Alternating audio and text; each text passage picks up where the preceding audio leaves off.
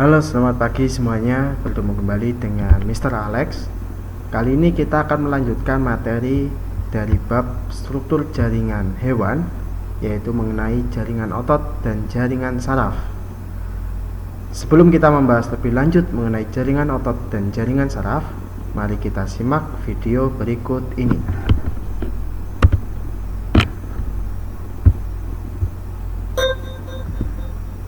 Halo Brainy Pandas, sebelum kita bahas mengenai aktin dan miosin, aku ingin kita pahami terlebih dahulu mengenai anatomi otot lurik secara keseluruhan, agar kalau Brainy Pandas nanti ngelihat gambar otot, kalian tahu aktin dan miosin itu letaknya ada di mananya otot. Ini misal ada otot bicep. Otot bicep itu adalah otot lengan atas yang mungkin kamu sering lihat orang gym itu keras-kerasin. Satu otot bicep ini kita sebut sebagai organ. Jadi organ otot. Kenapa dia disebut organ? Ingat, organ adalah struktur yang tersusun dari jaringan-jaringan, ya. Jadi satu otot bicep kita sebut sebagai organ karena dia tersusun dari jaringan-jaringan. Lalu jaringan tersebut tersusun atas sel-sel. Nah, dengan kekuatan animasi, ayo kita belah ini otot bicep agar kita bisa lihat jaringan-jaringan dan sel-sel yang menyusunnya. Kalau kita lihat sekilas, organ otot ini kelihatannya kayak tersusun atas bulat-bulat yang terpisah oleh jaringan ikat. Tapi sebenarnya struktur bulat-bulat ini bentuknya itu memanjang, ya. Dia nggak cuman bulat doang, tapi dia memanjang seperti tali. Ini misal aku tarik satu keluar. Nah, satu struktur tali seperti ini kita sebut sebagai fasikula. Jadi satu organ otot tersusun dari beberapa fasikula. Dan kalau kamu perhatikan, satu fasikula ini dikelilingi oleh berbagai jaringan. Ada pembuluh darah, ada jaringan saraf, ya. Jadi ini menunjukkan bahwa organ otot memang tersusun atas berbagai macam jaringan dan mereka saling bekerja sama secara kompleks agar otot dapat beraktivitas sesuai semestinya. Oke, sekarang kita perhatikan isi dari fasikula. Ternyata setiap fasikula ini tersusun atas struktur yang berbentuk seperti tali-tali yang lebih kecil lagi. Ini sekarang kita tarik satu tali keluar. Satu tali seperti ini kita sebut sebagai serat otot, ya. Serat otot kita bisa sebut juga sebagai sel otot. Jadi itu sinonim, ya. Sel otot sama dengan serat otot. Dan karena dia itu sel, maka dia memiliki organel-organel sama seperti sel pada umumnya. Dia memiliki mitokondria untuk menghasilkan energi. Cuman karena beban kerjanya otot lurik itu cukup berat, jumlah mitokondrianya ada banyak. Dia memiliki membran sel yang melapisinya, seperti sel pada umumnya. Cuma di sini kita sebut membran selnya sebagai sarkolema. Lalu tentu dia memiliki nukleus atau inti sel. Cuman uniknya, di sini dia memiliki beberapa inti sel di dalam satu sel. Nah, ternyata Brainy Pandas, sel otot ini berisi struktur tali-tali yang lebih kecil lagi. Nah, yuk kita tarik talinya. Satu tali tipis seperti ini kita sebut sebagai miofibril. Dan kita akan menemukan aktin dan miosin di dalam sini. Oke, Brainy Pandas, yuk kita zoom in ke miofibrilnya. Kalau kita lihat serat miofibril, dia ternyata tersusun atas bentuk yang berulang-ulang. Satu bentuk seperti ini kita sebut sebagai satu sarkomer. Jadi di miofibril yang aku gambar ini ada 3 sarkomer. Satu sarkomer tersusun atas yang kita sebut sebagai filamen tebal dan filamen tipis. Filamen itu artinya serat. Serat itu maksudnya kayak benang. Filamen tipis kita sebut sebagai aktin, ya. Dan filamen tebal berarti kita sebut sebagai miosin. Nah, kanan dan kirinya sarkomer dibatasi oleh garis yang kita sebut sebagai garis Z. Lalu di tengah-tengah sarkomer ada garis yang kita sebut sebagai garis M. Miosin itu berikatan dengan garis M, sedangkan aktin berikatan dengan garis Z. Aktin dan miosin ini berperan dalam kontraksi otot. Oleh karena itu sarkomer disebut juga sebagai unit kontraksi. Maksudnya, setiap sarkomer ini dapat berkontraksi. Kontraksi itu artinya adalah mengecil dan mengeras. Dan ini kerennya nih, coba kamu bayangin. Jika sekelompok sarkomer itu berkontraksi, maka satu buah miofibril akan berkontraksi. Jika sekelompok miofibril berkontraksi, maka satu sel otot akan berkontraksi. Jika sekelompok sel otot berkontraksi, maka satu buah fasikula berkontraksi. Dan tentu jika sekelompok fasikula berkontraksi, maka satu organ otot akan berkontraksi. Oke, Mini Pandas, sekian deh. Ya, itu tadi pengantar video mengenai jaringan otot itu sendiri. Nah, sekarang kita coba melihat, memperjelas bagian-bagian dari otot itu sendiri ya. Yang pertama, tadi kalau kalian perhatikan dari video tadi bahwa otot itu tersusun atas serat-serat. Nah, serat-seratnya ini adalah miofibril ya. Jadi miofibril merupakan sel-sel otot yang berbentuk silindris panjang, di mana miofibril itu tersusun atas dua protein yaitu aktin dan miosin. Kemudian di dalam miofibril terdapat sarkomer, di mana sarkomer ini merupakan unit struktural dan fungsional terkecil dari kontraksi otot pada miofibril ya. Ketika kontraksi akan memendek dan mengeras. Kemudian di dalam sarkomer ini ternyata ada wilayah-wilayahnya, ada pita A, pita E, dan zona H. Nanti kita akan lihat bersama. Kemudian tadi di dalam sel otot ada aktin ya. Aktin ini merupakan filamen tipis, salah satu penyusun dari miofibril, di mana nanti terdapat sisi aktif dan sisi pengikatan. Kemudian ada miosin, filamen tebal, penyusun miofibril. Terdapat penonjolan yang disebut kepala miosin. Kemudian masih ada tropomiosin. Nah, tropomiosin ini sebuah protein aktin pengikat yang nantinya mengatur kontraksi otot. Dan terakhir ada troponin. Ini merupakan protein kompleks yang melekat pada tropomiosin.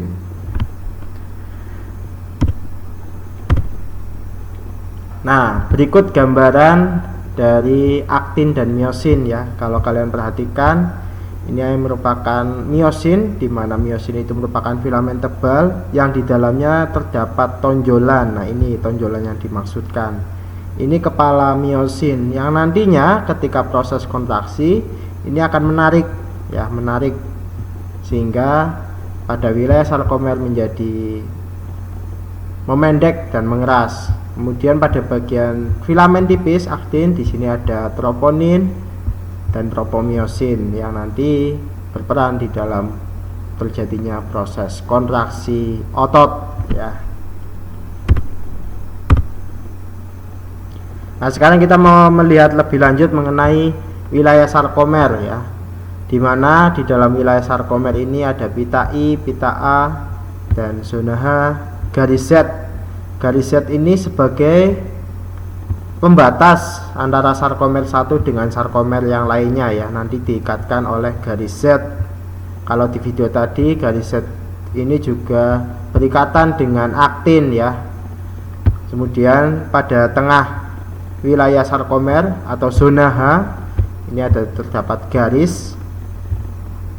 Dari video tadi disebutkan garis M ya, di mana miosin berikatan. Kemudian kalau pita I, pada pita I ini hanya terdapat aktin saja ya, hanya terdapat aktin.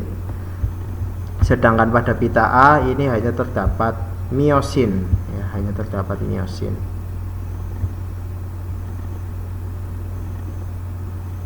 Miosin dan aktin, ya. Kalau pada pita A ini terdapat miosin dan aktin, sedangkan pada pita I ini hanya aktin saja. Hanya bagian zona H yang hanya terdapat miosin. Kalau pita A masih terdapat aktin dan miosin. Ya, ini merupakan satu sarkomer, ya. Padahal di dalam sel otot itu ada banyak sarkomer.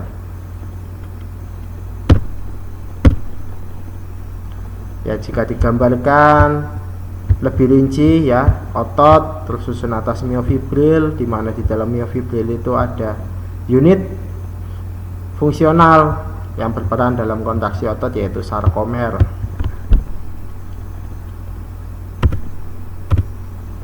Nah, ternyata otot pada manusia itu ada 3 jenis, ya. Ada otot jantung, ada otot lurik, dan ada otot polos.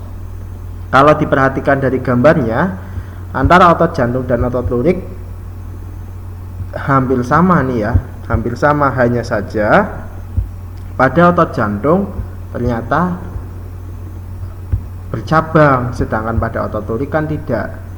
Nah, untuk lebih jelasnya kita akan melihat perbedaan dari masing-masing ketiga jenis otot tersebut. Nah, berikut perbedaan antara ketiga jenis otot polos, otot lurik, dan otot jantung. Berdasarkan bentuknya, otot polos ini berbentuk gelendong melancip di kedua ujungnya, sedangkan otot lurik silindris tetapi tidak bercabang. Nah, otot jantung juga silindris, hanya saja strukturnya, bentuknya bercabang di kedua ujungnya. Kemudian dilihat dari nukleus atau inti selnya. Otot polos memiliki 1 di bagian tengah sel, sedangkan otot lurik ini banyak dan terdapat di bagian tepi. Otot jantung juga hanya 1 di bagian tengah sel. Dari miofibrilnya, otot polos ini tidak terlihat, otot lurik terlihat tetapi tidak jelas, otot jantung ini terlihat jelas. Kendalinya, nah, otot polos dan otot jantung ini dikendalikan oleh saraf otonom. Artinya apa? Artinya di luar kesadaran kita tidak menyadari bahwa otot polos dan otot jantung ini bekerja, berkontraksi. Sedangkan otot lurik ini di bawah kendali saraf pusat, sehingga kita menyadari bahwa otot lurik kita sedang kita gunakan. Contoh sederhana, ketika kalian mau mengambil makanan, pasti kalian akan berjalan, menyadari, terus kemudian mengambil makanan itu, menggerakkan tangan kalian. Nah, itu karena otot lurik di bawah kendali saraf pusat, kita menyadari, ya. Jenis kerjanya, ya, karena otot polos dan otot jantung ini di bawah kendali saraf otonom, ya, jenis kerjanya involuntil. Sedangkan otot lurik itu voluntil. Kecepatannya, otot polos ini memiliki kecepatan kontraksi yang lambat, sedangkan otot lurik itu cepat, otot jantung sedang. Nah, lama kerjanya, otot polos tidak terasa lelah saat bekerja lama, tetapi pada otot lurik ini akan terasa sangat lelah ketika bekerja lama. Otot jantung tidak terasa lelah saat bekerja lama. Letaknya, otot polos ini terdapat di dalam dinding organ dalam, sedangkan otot lurik ini terdapat di tendon, ya, otot yang menghubungkan antara otot dengan tulang, ya, atau melekat langsung pada rangka, ya. Sedangkan otot jantung ya hanya terdapat di bagian jantung. Nah, itu tadi mengenai perbedaan antara otot polos, otot lurik, dan otot jantung. Nah, setelah kita mempelajari mengenai jaringan otot, sekarang kita masuk ke jaringan berikutnya, yaitu jaringan saraf. Jaringan saraf ini tersusun atas sel-sel saraf yang dinamakan neuron, ya. Neuron terdiri dari dendrit, badan sel, serta akson atau nama lainnya adalah neurit. Peranan dari jaringan saraf ini sendiri dalam hal pengolahan informasi perubahan lingkungan yang disebut sebagai rangsang yang diterima oleh reseptor. Contoh reseptor pada tubuh kita ya kulit, bisa merasakan panas, dingin, mata ketika menerima rangsang cahaya. Jadi yang mengolah informasi perubahan lingkungan dari sebuah rangsangan yang ada itu nanti diperankan oleh jaringan saraf ya. Nah, sekarang kita mau coba melihat struktur dari neuron itu sendiri atau sel saraf. Kalau kalian perhatikan dari gambar yang ada, di sini ada dendrit. Dendrit ini merupakan juluran sitoplasma yang pendek ya. Dendrit, kemudian dari dendrit ini ada badan sel di mana di dalamnya terdapat nukleus atau inti sel. Kemudian ada akson. Ini akson merupakan juluran yang panjang. Nah, dalam rantai akson ini ternyata ada sel squam. Sel squam ini yang nantinya akan membentuk selubung mielin ya. Ini selubung mielin. Tetapi dalam rantai akson ini juga terdapat nodus ranvier ya, yang tidak dibungkus oleh bagian yang tidak dibungkus oleh selubung mielin. Dan terakhir nanti ada akson terminal, di mana nanti informasi yang sudah diproses akan diteruskan ke sel saraf lainnya. Jadi ini satu struktur dari neuron sel saraf ya. Nah, gambaran jelasnya dari bagian struktur neuron tersebut, dendrit ya, tadi merupakan juluran sitoplasma yang relatif pendek, kemudian bercabang-cabang dan fungsinya sebagai menerima rangsang yang nantinya akan dikirim ke badan sel ya, penerima rangsang. Kemudian badan sel, ini bagian utama dari sel saraf yang mengandung inti sel, di mana nanti rangsangan yang diterima akan diproses, akan diolah informasinya di dalam badan sel. Setelah diproses atau diolah, diteruskanlah ke akson, di mana akson itu sendiri merupakan juluran sitoplasma yang panjang dan fungsinya untuk menghantarkan rangsangan yang sudah diproses dan diolah di badan sel. Ujung awal akson ini dinamakan akson hilok dan ujung akhir akson disebut akson terminal. Kemudian masih di dalam bagian struktur neuron, tadi pada rantai yang panjang dari sebuah akson itu ada sel squam, di mana sel squam ini merupakan penunjang sel saraf berupa lemak yang berfungsi untuk menghasilkan selubung mielin ya.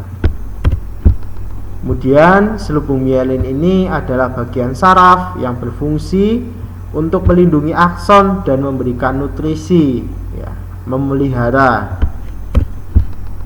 Kemudian ada nodus ranvier ya. Jadi pada bagian rantai akson akan ada nih yang tidak dibungkus oleh selubung mielin. Nah, nodus ranvier ini peranannya penting dalam mempercepat hantaran rangsangan. Dan terakhir ini ada sinapsis atau celah sinaps. Sinapsis atau celah sinap ini merupakan penghubung antara neuron yang satu dengan neuron yang lainnya.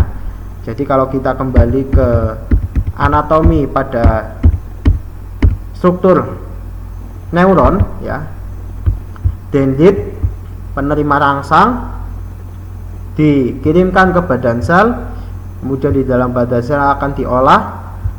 Hasil olahan informasinya dikirimkan ke akson, kemudian diteruskan hingga sampai ke akson terminal. Nah, pada akson terminal ini ada sebuah celah sinap ya, yang nantinya akan menghubungkan dengan sel neuron yang lainnya gitu.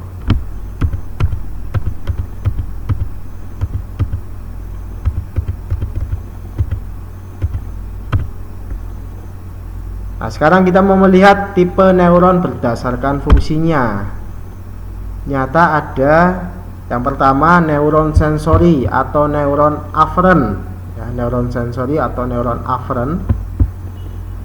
Ini yang nantinya akan meneruskan impuls rangsangan dari reseptor, ya, dari reseptor organ indera yang menerima rangsangan menuju saraf pusat. Kemudian ada neuron motorik, di mana nantinya akan meneruskan tanggapan dari impuls dari saraf pusat yang sudah diolah ke efektor. Efektornya berupa otot atau kelenjar. Dan terakhir ada neuron asosiasi, konektor atau interneuron, di mana neuron asosiasi ini yang menghubungkan neuron sensori dengan neuron motorik. Ini tipe neuron berdasarkan fungsinya, ya, berdasarkan fungsinya. Kemudian kita akan melihat tipe neuron berdasarkan bentuknya. Ada 3 macam. Yang pertama ada unipolar, kemudian ada bipolar, dan terakhir ada multipolar. Kalau dilihat dari bentuknya, kalau unipolar ini terdiri dari dendrit, badan sel, dan satu akson, ya. Jadi hanya satu akson yang menjulur dari badan sel. Dendritnya tidak bercabang. Sedangkan pada bipolar ini ada satu dendrit tetapi bercabang, ya. Ini ini cabangnya. Dan satu akson. Jadi perbedaannya pada letak dendritnya nih antara unipolar dengan bipolar. Kalau pada bipolar satu dendrit tetapi bercabang dan satu akson, sedangkan pada unipolar ini satu dendrit, satu akson. Sedangkan terakhir ada multipolar, ini memiliki sejumlah dendrit, ya, banyak, dan satu akson. Ya, itu tipe neuron berdasarkan bentuknya. Nah, untuk memperjelas pemahaman kalian mengenai jaringan saraf, khususnya bagaimana sel saraf itu sendiri bekerja, mari kita simak video berikut ini.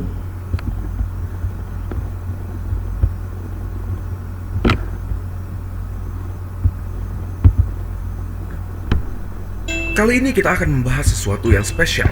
Seluruh tim neuron memutuskan bahwa video ke-10 ini akan didedikasikan untuk menjelaskan apa itu sel syaraf atau neuron. Kita semua tahu bahwa sel syaraf merupakan sel yang mengantarkan impuls listrik di tubuh kita. Otak kita terdiri dari sekitar 86 miliar sel syaraf yang bekerja sama dalam menerima maupun menghantarkan impuls antara otak dan seluruh bagian tubuh lainnya. Tapi sebenarnya bagaimana sih cara kerjanya?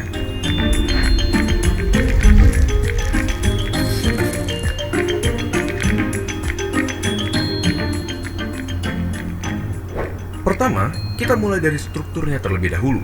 Salah satunya ada yang namanya akson. Bagian ini bertanggung jawab dalam transmisi impuls listrik dari satu sel syaraf ke sel syaraf berikutnya, yang akan berujung ke target akhir yaitu organ ataupun otot. Setelah itu, kita juga punya dendrit. Dendrit adalah struktur yang bertanggung jawab dalam menerima impuls dari sel syaraf lainnya, dari organ maupun otot, ataupun dari otak. Impuls listrik ini akan bergerak dari dendrit melalui badan sel, yaitu struktur lain di sel syaraf yang berisi nukleus, suatu organel yang berisi material genetik yang mengatur pertumbuhan dan perkembangan dari si sel syaraf. Selain itu, ada banyak sel syaraf yang memiliki struktur bernama selubung mielin yang membantu dalam kecepatan konduksi impuls listrik yang melewati sel syaraf.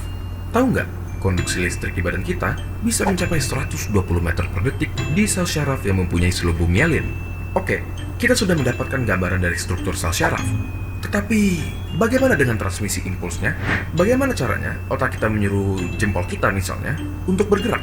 Di awal, melalui suatu mekanisme yang kompleks, otak kita membentuk sesuatu yang bernama potensial aksi dan meneruskannya sepanjang syaraf yang bertanggung jawab untuk menggerakkan jempol. Di dalam syaraf ada beberapa kabel, dan di dalam kabel-kabel ini terdapat sel syaraf. Di antara satu sel syaraf ke sel syaraf berikutnya, ada celah yang bernama sinaps. Jadi, potensial aksi yang merupakan si listrik akan diterima oleh dendrit di sel syaraf pertama, diteruskan melalui tubuhnya dan mencapai akson. Di beberapa neuron atau sel syaraf pertama, ada sesuatu yang bernama neurotransmitters, suatu zat kimia yang berperan dalam konduksi listrik dari satu sel syaraf ke sel syaraf berikutnya. Neurotransmitter akan dilepaskan ke sinaps dan menghasilkan suatu potensial aksi di sel syaraf kedua. Di sini, listrik tersebut akan dioper dari satu sel syaraf ke sel syaraf berikutnya, sampai akhirnya sel syaraf terakhir menyampaikan si listrik ke otot yang bertanggung jawab dalam menggerakkan si jempol. Alhasil, jempol kita pun berhasil digerakkan. Melalui pengertian proses ini, lahirlah nama neuron dengan harapan kami dapat menerima informasi, mengolah informasi, dan menyampaikannya kepada kalian semua dengan tujuan mengedukasi. Kami ingin mengucapkan terima kasih kepada semua dari kalian yang senantiasa mendukung kami selama ini, dan kami juga mengucapkan Ya, demikian tadi ya. Kalau dari video yang ada bisa kalian cermati bahwa bagaimana sel saraf itu bekerja. Mungkin ini saya tunjukkan.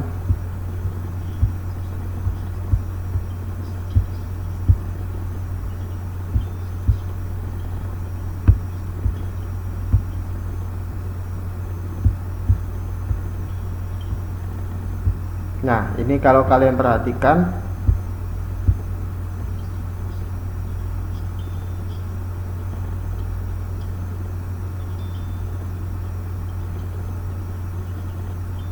nah ini jika diperhatikan ya, antara sel saraf satu dengan sel saraf berikutnya, di mana di antara sel saraf ini ada sebuah celah ya, yang dinamakan sinaps. Kemudian nanti akan dibantu oleh senyawa kimia yaitu neurotransmitter ya. Neurotransmitter itu merupakan senyawa kimia yang nantinya akan membantu mempercepat proses rangsangan. Ya, demikian untuk penjelasan mengenai materi jaringan otot dan jaringan saraf. Jika ada hal yang ingin ditanyakan yang masih belum jelas, silakan bisa langsung ditanyakan dalam kolom komentar ataupun bisa langsung menghubungi melalui WA. Tetap semangat dalam belajar.